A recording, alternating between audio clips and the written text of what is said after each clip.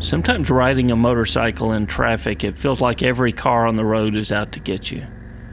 It's like we're not even there. Have you ever wondered why motorcycles are so hard to see? Flight 019er, 2 miles northeast, turn left at 90, maintain 4,800 to establish an approach.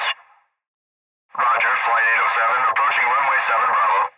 Flight 019er, 2 miles northeast, turn left at 70, approaching runway 7 Bravo.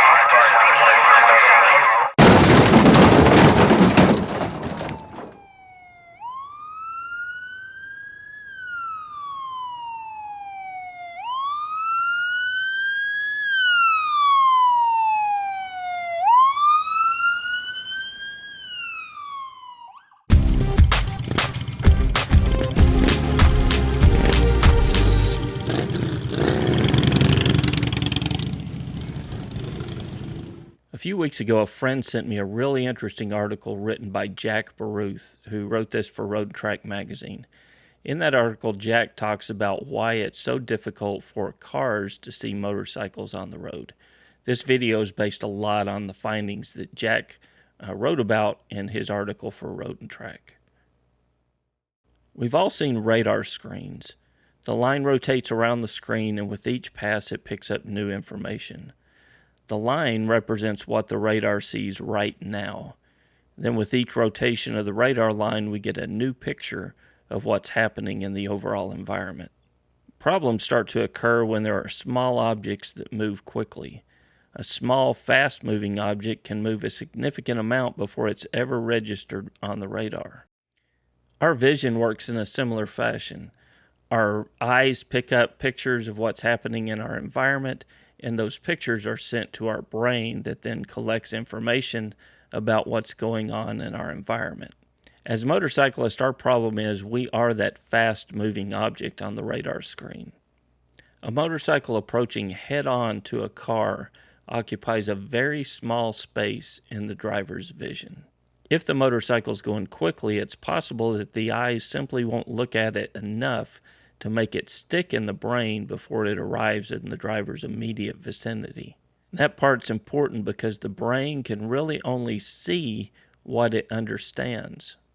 Chances are you're watching this video on your phone or a computer monitor, and you're focused, I hope, on this video, but your brain is ignoring other things in your field of view in your immediate vicinity.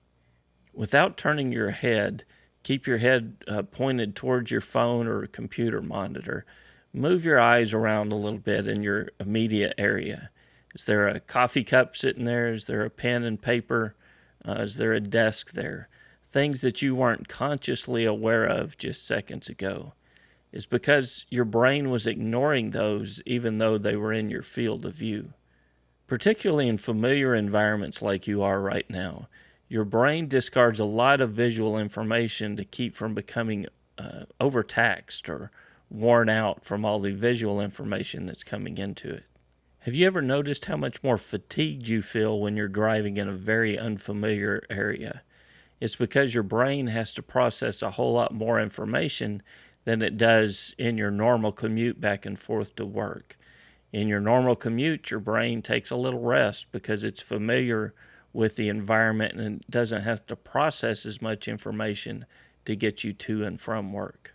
For this reason, when you're in your car and you don't expect to see a motorcycle on your commute to work, your brain may not actually see it until it's too late to do anything about it.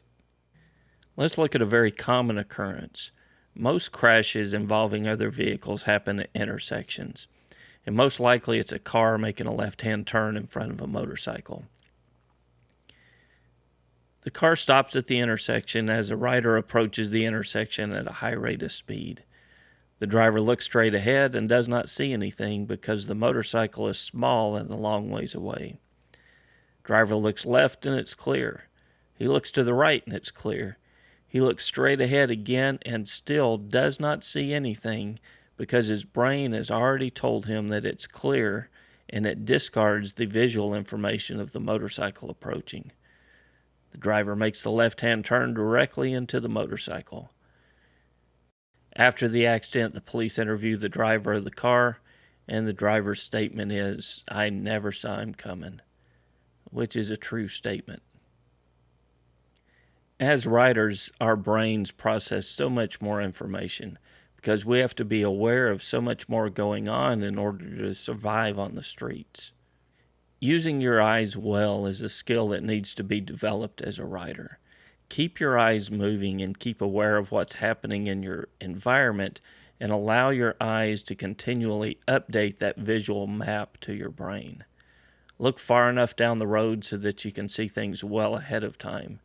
As you're approaching the intersection, look left or right, even if you have the right of way, to make sure a car is not coming through that intersection. You're riding through a neighborhood.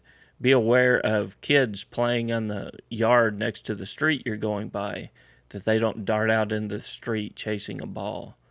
You go past a parked car, make sure that parked car is not occupied and could potentially pull out in front of you. There's a lot of visual information that we can gain as riders if we keep our eyes moving and help update that map for our brain. But what you can't control is how other drivers are going to use their vision. You have no control over that stressed out driver who just left work and he's facing a potential layoff and he's thinking about how he's going to feed his kids. You have no control over how he's going to look through that intersection or whether or not he's even going to see you coming. But because you are now aware of how his vision works as well, you can be better prepared for it when you approach that intersection. So the next time you're riding down the road, update that visual map. Update your radar to your brain so it can get a better picture of what's going on around you. And don't let the mistakes of others affect your safety on the road. Till next week, guys, this is Kevin with MCrider, and I will literally see you on the road, and I hope you see me too. Bye.